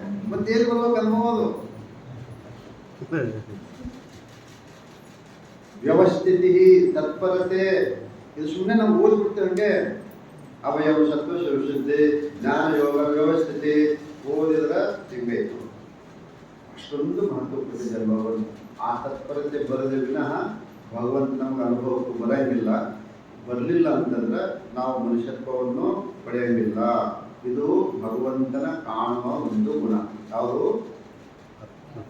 ಜ್ಞಾನಯೋಗ ವ್ಯವಸ್ಥೆ. ಮೂರು ಶಬ್ದ ಕೂಡ ಬಂದಿದ್ದು. ಜ್ಞಾನಯೋಗ ವ್ಯವಸ್ಥಿತಿ. ವ್ಯವಸ್ಥಿತಿ ಅಂದ್ರೆ ತತ್ಪರತೆ. ಇದರೊಳಗ ತನ್ನ ಸ್ವರೂಪವನ್ನು ಅಥವಾ ಭಗವತ್ ಸ್ವರೂಪವನ್ನು ತಿಳಿಯುವುದು ಜ್ಞಾನ. ಅದನ್ನು ತಿಳಿದು ಅನುಭವಿಸುವುದು ಯೋಗ. ಇದ್ರೊಳಗೆ ನಾವು ತತ್ಪರತೆ ಆಗಿದ್ವಿ ಅಂತಂದ್ರೆ ಮತ್ತೆ ನೋಡಿ, ಈ ಕೆಲಸ ನಾವು ಮಾಡ್ತಿದ್ವಿ ಅಂದ್ರೆ ನಮ್ಮಿಂದ ತ್ರಿಕರಣದಿಂದ ಪಾಪ ಆಗಂಗಿಲ್ಲ. ಗೊತ್ತಾಯ್ತು? ಇದ್ರೊಳಗೆ ನಾವು ಇದ್ವಿ ಅಂತಂದ್ರೆ, ಈ ಚಿತ್ರಣದೊಳಗೆ ಇದ್ವಿ ಅಂತಂದ್ರೆ ದಿನಾನು ಶಾಸ್ತ್ರ ಕೇಳ್ತಿರ್ಬೇಕು, ದಿನಾನು ಮನಿ ಹುಡುಗಬೇಕು, ದಿನ ಮನಿ ಹುಡುಗಬೇಕು ನಾವು. ಅದು ಸ್ವಚ್ಛತೆ. ದಿನ ಸ್ನಾನ ಮಾಡಲೇಬೇಕು ನಾವು, ಅದು ಸ್ವಚ್ಛತೆ. ದಿನ ದೇವ್ರ ಪೂಜೆ ಮಾಡಲೇಬೇಕು ನಾವು, ಅದು ಸ್ವಚ್ಛತೆ. ಅದು ನಮ್ಮ ಕರ್ತವ್ಯ. ಅದಕ್ಕೆ ಬಸವಣ್ಣವರು ಒಂದು ಮಾತು ಕೊಟ್ಟಿದ್ದಾರೆ, ಪಚ್ಚಿಲಲ್ಲಿ ಉಂದುಂಟಿ ಮನೆಯೊಳಗೆ ರಲೆ ತುಂಬಿ ಮುಂದೆ ಮನೆ ಒಡೆಯ ಮನೆಯೊಳಗಿಲ್ಲ. ಇದು ದಿನ ನಮ್ಮ ಕರ್ತವ್ಯ ಹೇಳ್ತಾರೆ, ಮನೆ ಒಡೆಯ ಮನೆಯೊಳಗೆ ಇಲ್ಲ. ಅದು ಬಾಗಲ ಹುಲ್ಲು ಬೆಳೆದಿತ್ತು ಅಂತಂದ್ರೆ, ಮನ್ಯಾಗ ಹೊಲಸು ಭಾಳ ಬಿದ್ದಿತ್ತು ಅಂದ್ರೆ ಯಾರಿಲ್ಲೇ ಮನೆ ಮಾಲಕ ಇಲ್ಲ. ಇದು ನಾವು ಮಾಡ್ತೀವಿ. ಇದು ಹಂಗ ತಲೆಯೊಳಗೆ ಖುಷಿ ತುಂಬಿ ಅಂದ್ರೆ ಪಾಪದ ಕೃತ್ಯಗಳಿವು. ತಲೆಯೊಳಗೆ ಖುಷಿ ಏನೇನು ಅದಾವ ನಿಜಗಳು ಭಾಳ ಹೇಳ್ಬಿಟ್ಟಿದ್ದಾರೆ ಅವ್ರನ್ನ. ಕರ್ಣತ್ರಯ ದೋಷ ಬೆಳೆ ಕಂತು ಕಾಲ ಪುರವೈದು ಶಂಭುಲಿಂಗ ಪರಮಲಿಂಗ ಕೂಟ ಅನ್ಯ ವಿದ್ಯಾಪಾಲನ ಅಪಕ್ಷ ಸೇವನೆ ಇವೆಲ್ಲ ಫಲಿಸಿ ವಿಷ್ಣು. ಖುಷಿ, ಅನುಚಿತ, ನಿಷ್ಠೂರತೆ, ವೈಶೂನ್ಯತೆ ಇವೆಲ್ಲ ಏನು ವಿಷ್ಣು ವಾಣಿಯಾಗಿದ್ದವು. ಮನುಷ್ಯರೊಳಗ ವಿಷಯ ತುಂಬಿ ಮತ್ತೊಂದು ದುಷ್ಟ ವಿಚಾರ ತುಂಬಿಟ್ಟಿತ್ತಂದ್ರೆ ಅದು ಹೆಂಗ ಮನೆಯೊಳಗ ಅವರು ಇರಲಿಲ್ಲ ಅಂತಂದ್ರೆ ಮಾನಕ್ಕಿಲ್ಲ ಹೆಂಗೆ ತುಂಬಿರ್ತೈತಿ.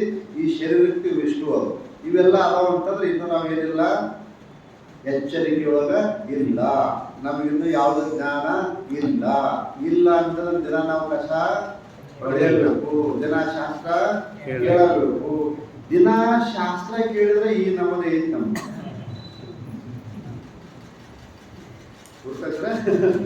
ದಿನ ಕೇಳಿದ್ರೆ ಈ ನಮ್ಮನೆ ಐತಿ. ಕೇಳದೆ ಇದ್ರೆ ಹೆಂಗಿರ್ಬೇಕಪ್ಪ ಅದು ಅಂತ ದೃಶ್ಯ ನಾವು ನೋಡಿದ್ವಿ. ನಾವು ದಿನ ಎಷ್ಟು ಬಡದಾಟ ಮನೆಯಾಗೆಲ್ಲ ಏನದು ಈಗಿನ ದೃಶ್ಯ ನೋಡ್ಬಿಟ್ರ ಎಂದು ಹಿಂದೆ ಮುಂದೆ ಗಾಳಿನೇ ಇಲ್ಲ, ಅವ್ರಿಗೆ ಇವತ್ತಿಲ್ಲ, ಏನೇನಿಲ್ಲ, ಬರೇ ತಿನ್ನೋದು, ಶಿಸ್ತಾರಿ ಹಾಕೊಳ್ಳೋದು, ಜಗಳ ಆಡೋದು. ಹುಡುಗ ನೋಡಂಗಿಲ್ಲ, ಅದು ಎಲ್ಲಿ ಹೋಗ್ಬಿಡ್ಬೇಕು ಅನ್ನೋದು ಜ್ಞಾನ ಇಲ್ಲ.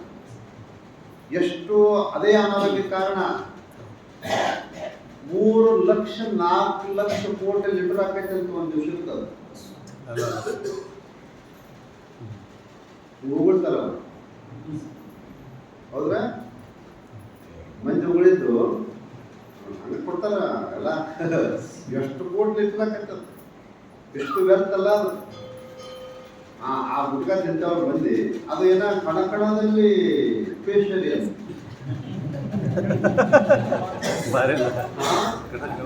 ಕಣಕಣದಲ್ಲಿ ಕೇಸರಿ 12 ಲಕ್ಷ ರೂಪಾಯಿ ಕಿಲೋ ಐತೆ.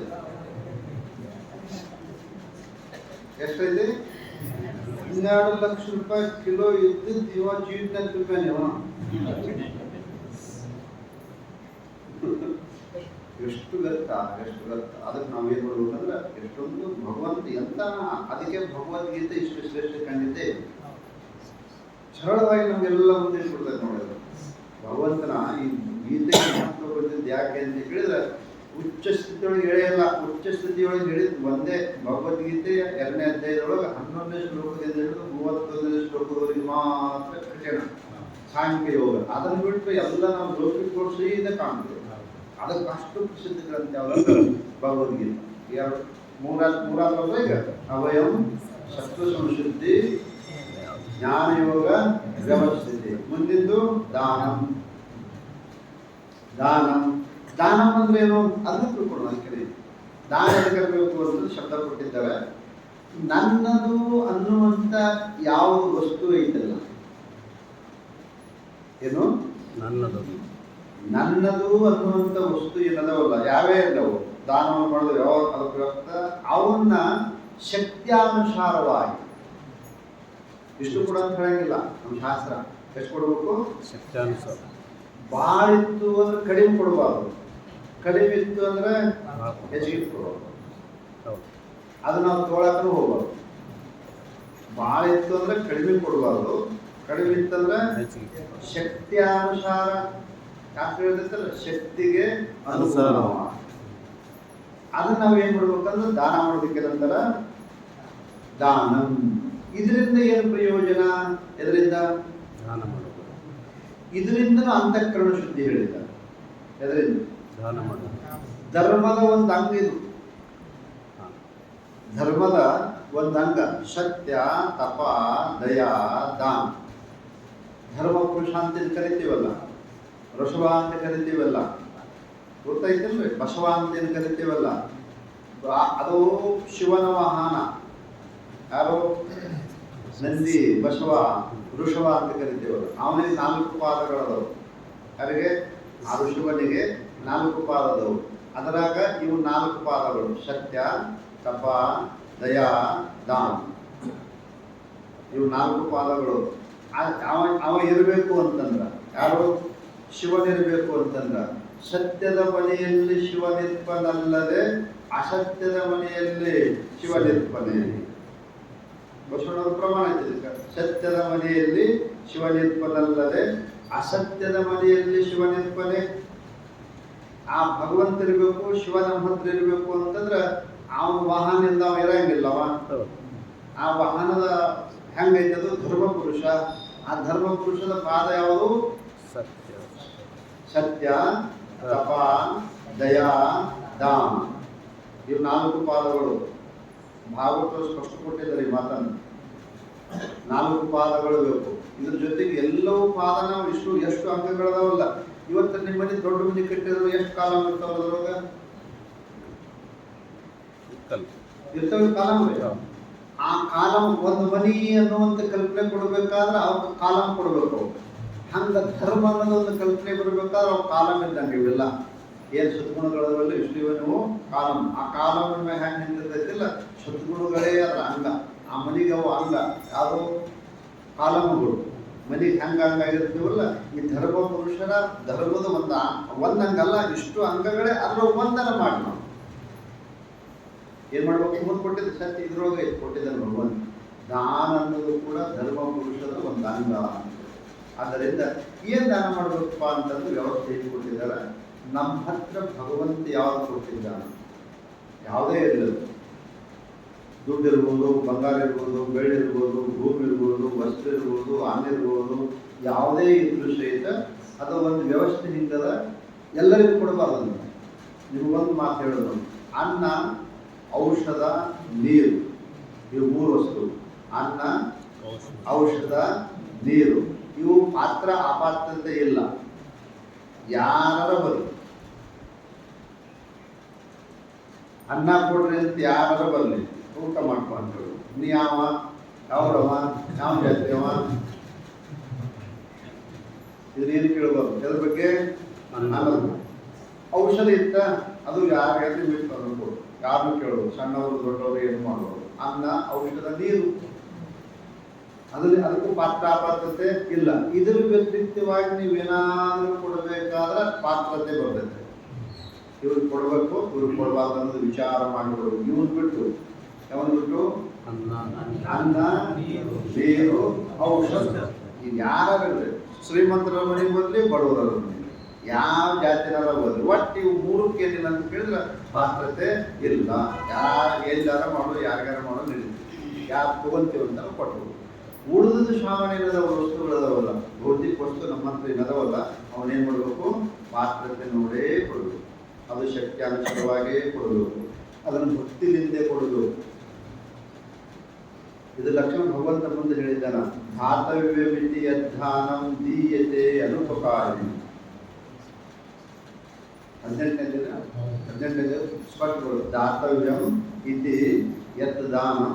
ಯತ್ ದಾನಂ, ಯಾವ ದಾನವನ್ನು ಕೊಡೋದೈತಿಲ್ಲ, ನಂದು ಕರ್ತವ್ಯ. ಯಾವುದು? ದಾನ ಮಾಡೋದು ಭಗವಂತ ಕೊಟ್ಟಿದ್ದಾನ. ಇದು ಯಾರಿದು? ಯಾರಿದು? ಭಗವಂತಂದೇ. ಇದು ಎಡೆ ನಿಮ್ಮ ದಾನ, ಬೆಳೆ ನಿಮ್ಮ, ಎಲ್ಲವೂ ಅವನು ಸ್ವತ್ತಿದು. ತೇನ ತ್ಯಕ್ತೇನ ರುಂಜಿತಾಹ ಮಾಗೃದ ಕಶ್ಯಸಿದ್ಧನಂ. ಉಪನಿಷತ್ತು ಹೇಳ್ತೈತೆ. ಇದು ಯಾರ್ದಿಷ್ಟು? ಈಶಾವಾಸ್ಯಮಿದಂ ಸರ್ವಂ. ಇದಂ ಸರ್ವಂ ಈಶಾವಾಸ್ಯ. ಇದೆಲ್ಲ ಭಗವತ್ ಸ್ವರೂಪ ಇದೆ. ಇಷ್ಟು ಸಂಪತ್ತು, ಭೌತಿಕ ಸಂಪತ್ತಿನ ಇಷ್ಟು ಯಾವ್ದಿದು? ಭಗವಂತನಿದೆಯಲ್ಲ. ಈಶಾವಾಸ್ಯಮಿದಂ ಸರ್ವಂ ಯತ್ಕಿಂಚ ಜಗತ್ಯಾಂ ಜಗತ್. ಜಗತ್ತಿನೊಳಗೆ ಏನಾದ್ರು ಒಂದಿಷ್ಟ ಐತಂದ್ರೆ ಅದು ಯಾರು? भगवंत हिंदी पिक्चर थे, हे मालिक है हम बंदे हैं। हम क्या है? बंदे हैं। आप क्या है? मालिक है।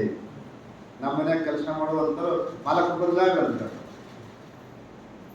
ಮತ್ತೆ ಅವನ ಬಿಟ್ಟು ಎಲ್ಲ ಮಾಡ್ತಾನ. ಮಾಲಕ್ ಬದಲಾಗ್ರಿ, ಬೆಲ್ಯಕ್ಕೆ ಅವನ ಕುಂದಿರ್ತಾನ. ಯಾರು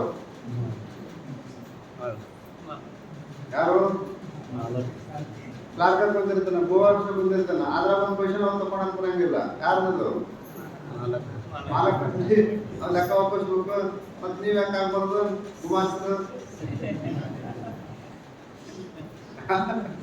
ನಾವೇನಕ್ಕೆ ಇಲ್ಲಿ ನಾವು ಮಾಲಕ್ ಅಂತ ತಿಳ್ಕೊಂಡ್ಬಿಡ್ತೀವಿ. ನಾವು ಮಾಲಿಕ್ ಅಲ್ಲ ಹೇ, सबका मालिक एक है, आप मालिक है, हम बंदे है.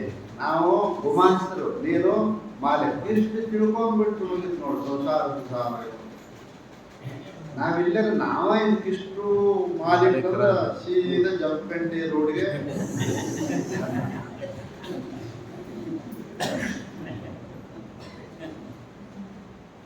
ಮನ ಹೋಗ್ಬಿಡ್ತು ನೋಡಿ. ದಾನ ಮಾಡ್ತೀವಿ ಅಷ್ಟೇ. ದಾತವ್ಯಂ ಇತಿ ಯದ್ದಾನಂ ದೀಯತೆ ಅಂತ ನೋಡಿ ಹೇಳಿದ್ದಾನ. ಯಾರಿಗೆ ಕೊಡ್ಬೇಕದನ್ನ? ಯಾರಿಗೆ ಕೊಡ್ಬೇಕು? ನಾವು ನಮಗೆ ಯಾರು ಉಪಕಾರ ಮಾಡಿದ್ರು ಅವ್ರು ಕೊಡ್ಬೇಕು. ನಾವು ನಮಗೆ ಯಾರು ಲಗ್ನದ ಸಹಾಯ ಮಾಡಿದ್ರು ಅವ್ರು ಕೊಡೋದು. ನಮಗೆ ಯಾರು ಆಯಾರು ಮಾಡಿದ್ರು ನಮ್ಮ ಕರ್ದ ಎಲ್ಲ ಆಯಾರು ಮಾಡಲ್ಲ, ನಾವೇ ಕೊಡ್ಬೇಕಂತ. ಉಪಕಾರ ಮಾಡಿದವರಿಗೆ ಕೊಡೋದು ದಾನ ಅಲ್ಲ. ಉಪಕಾರ ಮಾಡಿದವರಿಗೆ ಕೊಡೋದು ದಾನ ಅಲ್ಲ. ಅಲ್ಲಿಂದ ಮುಂದೆ ಇವ ನನಗೆ ಹೆಲ್ಪ್ ಆಗ್ತಾನ ದೃಷ್ಟಿ ಇಟ್ಕೊಂಡು ಕೊಟ್ಟರು ಅದ ಮನೇಲಿ ಇರ್ತೈತಿ. ಈಗ ಮುಂದೆ ಏನಾರ ಉಪಯೋಗ ತಗೋಬೇಕು ಅಂತ ತಿಳ್ಕೊಂಡು ಈಗ ಅವರು ಯಾರ ಮಂತ್ರಿಗಳು ಬಂದ್ರೆ ಮನ್ಯಾಗ ಕರ್ಸಿ ಊಟ ಗೀಟ ಮಾಡಿ ಅವ್ರು ಸನ್ಮಾನ ಮಾಡಿಬಿಟ್ಟು ಮುಂದೆ ಏನಾರ ಅಪ್ಲಿಕೇಶನ್ ಎಲ್ಲಾ ದೃಷ್ಟಿಯಿಂದ ನೋಡ್ತೈತಿ. ನಾವು ದಾನ ಯಾರು ಮಾಡ್ಬೇಕಂದ್ರೆ ಅವನಿಂದ ಏನು ಫಲ ಅಪೇಕ್ಷೆ ಮಾಡ್ಲೇಬಾರದು. ನಾವು ಯಾರಿಂದ ನಾವು ಯಾರು ಕೊಡ್ತೀವಲ್ಲ ಅವ ಮುಂದೆ ನನಗೆ ಅನುಕೂಲ ಆಗ್ತಾನ ಅನ್ನುವಂಥ ಭಾವನೆ ಇಲ್ಲದೆ ಕೊಡೋದು. ಕೊಟ್ರೆ ಇಷ್ಟು ಮಳೆ ಸುರಿತಿದ್ದೆಲ್ಲ ನಮ್ಮಿಂದ ಏನಾರು ಅಪೇಕ್ಷೆ ಮಾಡ್ತೈತೆ? ಯಾವುದು ಮಳೆ ಇಷ್ಟು ಗಾಳಿ ಬೀಸ್ತಿದ್ದೆಲ್ಲ ಒಂದು ನಿಮಿಷ ಗಾಳಿ ಒಂದು ನಿಮಿಷ ನಿಂತು ಜಗತ್ತೇನಾಕೈತಿ ಕಲ್ಲೋಲ ಕಲ್ಲೋಲ ಆಗುತ್ತೆ. ಯಾವ ನಮ್ಮನ್ನೇನು ಅಪೇಕ್ಷೆ ಮಾಡೋದ ಎಲ್ಲವೂ ಕೊಡ್ತಾವು. ಭೂಮಿ ಎಷ್ಟು ಕೊಟ್ಟೈತ್ರಿ, ಎಷ್ಟು ಬಂಗಾರ ಕೊಟ್ಟೈತಿ? ಯಾವುದು ಆಯಷ್ಟು ಇಂಡಿಯಾದೊಳಗೆ ಬಂಗಾರ ಕೊಟ್ಟಿದ್ದು ನಮ್ಮ ಚಿನ್ನದ ಗಣಿ. ಇಡೀ ಇಂಡಿಯಾದೊಳಗೆ ಏನು ಬಂಗಾರದ ಗಣಿಗಳದವಲ್ಲ ಅದರೊಳಗೆ 90% ಇದ್ರದೈತಿ. ಅದರದ್ದು ಕೋಲಾರ ಚಿನ್ನದ 90%. ಉಳಿದ 10% ಇತರೆ ಇಂಡಿಯಾದ ಗಣಿಗಳು, ಭಾರತದ ಗಣಿಗಳು 90% ಅದು ಅದರದ್ದು ಕೋಲಾರದ ಚಿನ್ನದ ಗಣಿ. ಅಷ್ಟೊಂದು ಒಂದ್ಮೇಲೆ ನಾ ಕೊಟ್ಟಿನಿ ಅಂತ ಹೇಳಿದ್ರು. ಕೋಲಾರ ಎಷ್ಟೊಂದು ನಿರಪೇಕ್ಷೆಯಿಂದ ಎಲ್ಲ ಭೂತಗಳು ಏನ್ ಮಾಡ್ತಾವು ತಮ್ಮ ಸೇವಾ ಸಲ್ಲಿಸ್ತಾವಲ್ಲ. ಹಂಗ ಭಗವಂತ ಕೊಟ್ಟಿದ್ದನ್ನು ನಾವು ಕೂಡ ಏನ್ ಮಾಡ್ಬೇಕು? ನಾವು ಯಾವ್ದು ಅಪೇಕ್ಷೆ ಮಾಡದಂಗ ತುಭ್ಯಂ ಸಮರ್ಪಯಾಮೆ, ಇದು ನಿಂದು ಭಗವಂತ ನಿನಗೆ ಸಮರ್ಪಿಸುತ್ತೇನೆ. ನಾವು ಗುಮಾಸ್ತನ ಮಾಡಿದ್ದಾರೆ. ನೋಡು ಕೊಡಪ್ಪ ಅದು ನೋಡಿ ಕೊಡುವ. ಅದು ಯಾರ್ಯಾರಿಗೆ ಎಷ್ಟೆಷ್ಟು ಬೇಕು ಹೆಂಗೆ ಬೇಕು ಅಂತೇಳಿ ನಮ್ಮ ಕೈಯಾಗ ಕೊಟ್ಟಾನ ಅದನ್ನ ನಾವು ಮಾಲೀಕರಾಗಿರ್ತೀವಿ. ದಾತವ್ಯ ದಾನಂ ದೀಯತೆ ಅನುಪಕಾರ್ಯಂ. ಇದಕ್ಕೆ ಏನಂದ್ರೆ ಇದು ಮಾಡೋದ್ರಿಂದ ಏನ್ ಮಾಡ್ತೈತಿ? ಧರ್ಮದ ಅಂಗ ಇರುವುದರಿಂದ ಅಂತಃಕರಣ ಶುದ್ಧಿ ಆಗುತ್ತೆ. ಅದರಿಂದ ದಾನ ಮಾಡೋದು ಏನಾಗುತ್ತಾ? ಅಂತಃಕರಣ ಶುದ್ಧಿಯಾಗಿ ಮೋಕ್ಷಕ್ಕೆ ನಮ್ಗೆ ಏನಾಗೈತೆ ಅಂದ್ರೆ ಸದ್ಗುಣಗಳು ಪ್ರಾಪ್ತಿ. ಇದು ಒಂದು ತ್ಯಾಗ ಭಾಳ ಒಳ್ಳೆಯದು, ದಾನ ಭಾಳ ಒಳ್ಳೆಯದು. ಇದ್ರೊಳಗೆ ದಾನದೊಳಗೆ ಮತ್ತೆ ಇನ್ನೂ ವಿಭಾಗ ಮಾಡಿದ್ದಾರೆ ಶಾಸ್ತ್ರಗಳು, ಭಾಳ ಮಾಡಿದ್ದಾರೆ. ಅರ್ಥದಾನ ಅಂತ ಒಂದು. ಯಾವುದು? ಅರ್ಥದಾನ. ಅರ್ಥದಾನ ಅಂದ್ರೆ ಅರ್ಥ ಅಂತಂದ್ರೆ ಆಸೆ ಇಟ್ಕೊಂಡು ಮಾಡೋದು. ಅರ್ಥಾರ್ಥಿ ಭಗವದ್ಗೀತೆ ಅರ್ಥಾರ್ಥಿ. ಭಕ್ತ ಯಾರು? ಆರ್ಥ ಭಕ್ತ, ಅರ್ಥಾರ್ಥಿ ಭಕ್ತ ದುಃಖ ಉಳ್ಳ ಭಾಳ ದುಃಖ ಬಂದು ದೇವರು ನೆನೆಸೋ ಭಕ್ತರಿಗೆ ಏನಂತಾರ ಆರ್ತ ಭಕ್ತ. ದುಃಖ ಬಂದಾಗ ನೆನೆಸೋದು, ಸಂಕಟ ಬಂದಾಗ ಇಲ್ಲ, ಸಂಕಟ ಬಂದಾಗ ಅದು ವೆಂಕಟ ಅಲ್ಲದು ವೆಂಕಟ. ಅದು ವಾಸ್ತವಿಕ ಸಂಸ್ಕೃತ ಶಬ್ದ ವೆಂಕಟ. ವೇಮ್ ವೇಮ್ ಶಬ್ದಕ್ಕೆ ಪಾಪ ಮುಳ್ಳು ಅಂತ. ವೇಮ್ ಅಂದ್ರೆ ವೇಂಕ್ ವೇಮ್. ಅದು ವೇಮು ದೀರ್ಘ ಐತಿ, ಅದೊಂದು ಸೊನ್ನೆ ಐತಿ. ವೇಮ್ ಅಂತಾರೆ. ವೇಮ್ ಶಬ್ದಕ್ಕೆ ಸಂಸ್ಕೃತದೊಳಗೆ ಮುಳ್ಳಿಗೆ ಅಂತಾರೆ. ಮುಳ್ಳು ಅಂದ್ರೆ ದುಃಖ, ಕಷ್ಟಗಳು. ವೇಮ್ ಅಂದ್ರೆ ಕಷ್ಟಗಳು. ಕಟತಿ ಅಂದ್ರೆ ನಾಶ ಮಾಡುವವನು, ಅವನಿಗೆ ಏನಂತಾರ ವೆಂಕಟ. ನಮೋ ವೆಂಕಟೇಶ,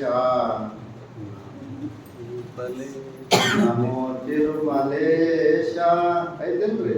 ನಮೋ ವೆಂಕಟೇಶ, ನಮೋ ತಿರುಮಲ ಬೆಟ್ಟದ ಹೆಸರು. ತಿರುಮಲ ಬೆಟ್ಟ ಅದರೊಳಗೆ ಇರೋದಂತೆ ನಾಮ. ವೇಂ ಶಬ್ದಕ್ಕೆ ಅರ್ಥ ಏನಂದ್ರೆ ಸಂಸ್ಕೃತ ಶಬ್ದ ಯಾರಿಗೂ ಗೊತ್ತಾಗಿಲ್ವಲ್ಲ. ಕರೆ ಹೆಂಗನ ವೆಂಕಟೇಶನಾಗಿ ಮಾತ್ರ ಯಂಕ ಶ್ರೀನಿವಾಸ ಅಂತ ಇರ್ಬೇಕು. ಶೀನ್ಯ ಎಲ್ಲ ನೋಡಲ್ಲ. ವೇಂ ಶಬ್ದಕ್ಕೆ ಅರ್ಥ ಏನು?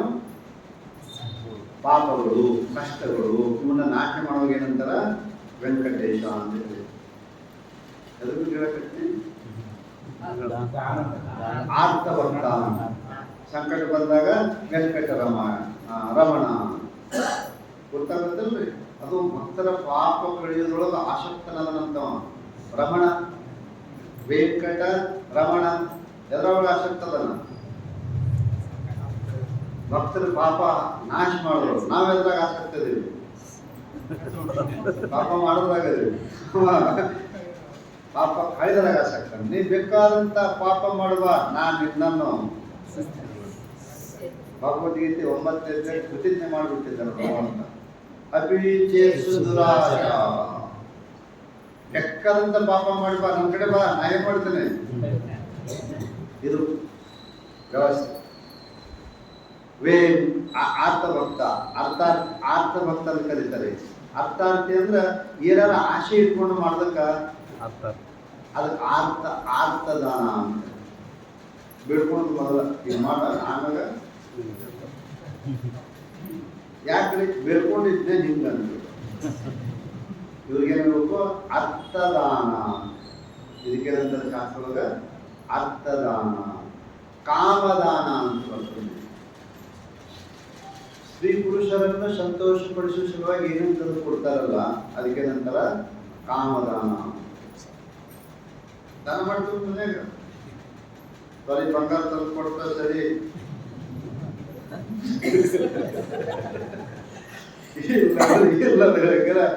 ಓಕೆ ಅಂತಾರ ಅವರು. ನಾವು ಕೇಳಿದ್ರೆ ನಾವು ಸರಿ ಇರಲ್ಲ ಮೊದಲಾಗಿ ಇದಕ್ಕೆ ತಂದು ಕೊಡಬೇಕಾ? ಅದಕ್ಕೇನಂತಾರ ಕಾಮದಾನ ಅಂತ.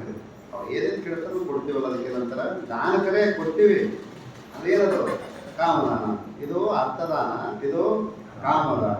ಇನ್ನೊಂದು ಲಜ್ಜಾದಾನ ಅಂತಂದ್ರೆ ಯಾವ್ದಾನ? ಲಜ್ಜಾದಾನ.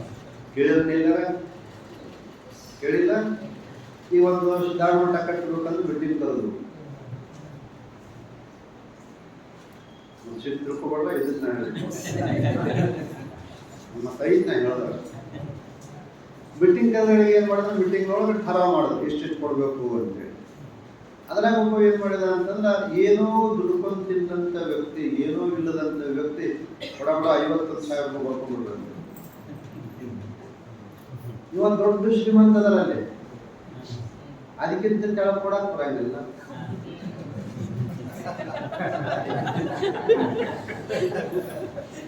ಅಲ್ರಿ ಸಕರ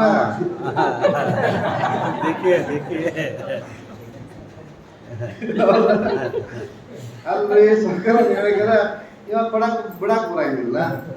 ನಾಚಿಗೆ ಬರ್ತೈತಿ ಅಂತ ಅದಕ್ಕೆ ಒಂದು 1,000-2,000 ಹೆಚ್ಚಿಗೆ ಮಾಡಿ ಬರೆಸ್ಬಿಟ್ಟು ಇದಕ್ಕೇನಂತಾರ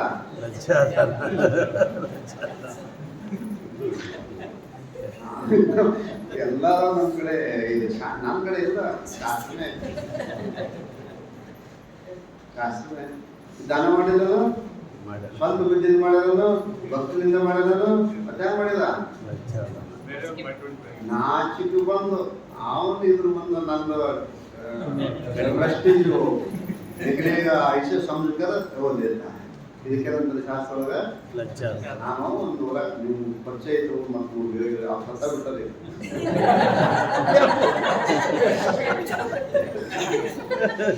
ನನಗೂ ಗೊತ್ತಿಲ್ಲ ನೋಡ್ರಿ ಆ ಊರಾಗ ಎಲ್ಲರೂ ಬರ್ಸಕ ಬಾಳ ಅಷ್ಟೇ ಮಾಡ್ತೆ ಬಾಳ ಅಷ್ಟೇ ಅವ ಆಗ್ತದೆ ಸಾವ್ಕಾರ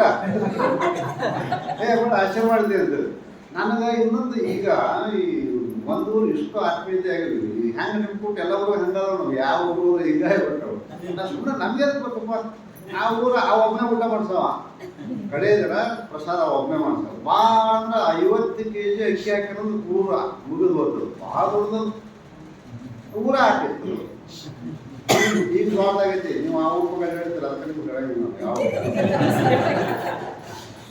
ಅಷ್ಟೇ ಮಾಡ್ತಿರ್ತೀವಿ ನಮ್ಗೆ ಗೊತ್ತೈತಪ್ಪ ಓದಿ ಹೇಳ್ತೀನಿ ಆ ಊರಾಗ ಅಷ್ಟೇ ಅಡಿಗೆ ಮಾಡಕ್ಕೆ ಬಾಂಡೆ ಇದ್ದಿದ್ದಿಲ್ಲ ಅಷ್ಟೇ ಅಡಿಗೆ ಮಾಡಕ್ಕೆ ಬಾಂಡೆ ಇದ್ದಿದ್ದು ಮತ್ತೊಂದು ಊರಾಗ ಇದ್ದವರು ಆ ಸಾವ್ಕಾರ ಮಾಡಿ ಅದನ್ನೇ ಮಾಡ್ತೇವೆ ನಾವು ಅದನ್ನೇ ಮಾಡಿ ನಮಗೆ ಬಾ ಮಾಡಿ 400-500 ಕೊಡೋದು ಆಮೇಲೆ ಕೇಳಿದ ಶಿವಾಯ ನಮ್ಗೆ ಊಟ ಕೊಡ್ತಿದ್ದು ಮುಗಿದಿದ್ದು ಕೊಡ್ತೀವಿ ಈ ಊರಾಗ ಬಾಂಡೆನಾದ್ರು ತಂದು ಹಿಡ್ಬೇಕಂತ ನನ್ನ ಇದಾಗ ಬಂದು 5 ವರ್ಷ ಪುರಾಣ ನಾವು ಆಟವಾದಿಗಳು ಅಲ್ಲಿಂದ ಎಕರೆ ಮ್ಯಾಗ ಪಟ್ಟಿ ಹಾಕೋದು ನಾ ತಗೊಂಡು ಚಿಕ್ಕಲ್ಲಿ ಊರಾಗ 2 ವರ್ಷ ಕೈಯಾಗ ನಾನು ಎಲ್ಲರ ಮನೆ ಅಡ್ಡಾಡ್ಬಿಡ್ತಿತ್ತು ಎಲ್ಲರೂ ಪ್ರಭಾವ ಬಂದಿತ್ತು ಹಿಂಗೆ ಹಂಗಾದ್ರು ಸಾವುಕಾರ ಅವರು ಹಂಗಾದ್ರು ಸಾವುಕಾರ ನಾವು ಆಮೇಲೆ ಎಕರೆ ಮ್ಯಾಗ ಎಕರೆಗೆ 50 ರೂಪಾಯಿ ಅಂತ ಹಾಕಿಸ್ಬಿಟ್ಟು ಅವು ಭಾಳ ಉಪಕಾರ ಅಲ್ಲಿಂದ ಯಾರು ಹಾಕೋ ಅವ್ರನ್ನ ಹೆದರಿ ಕೊಡಾಕ್ತಾ ಇರಲಿಲ್ಲ ಒಬ್ಬ ಕಮಲಪ್ಪ ಅಂತ ಇತ್ತು ಭಾರಿ ಏನು ಅವೆಲ್ಲ ನಾವು ಭಕ್ತಿ ನೋಡ್ಬಿಟ್ರಿ ಅವ್ರ ತಾಯಿಗಳು ಓದಿದ್ರು ಅವ್ರನ್ನ ಮುಗಿಸಿದ್ದು ತಿಳಿಸಿದ್ದು ನೋಡ್ಬಿಟ್ರೆ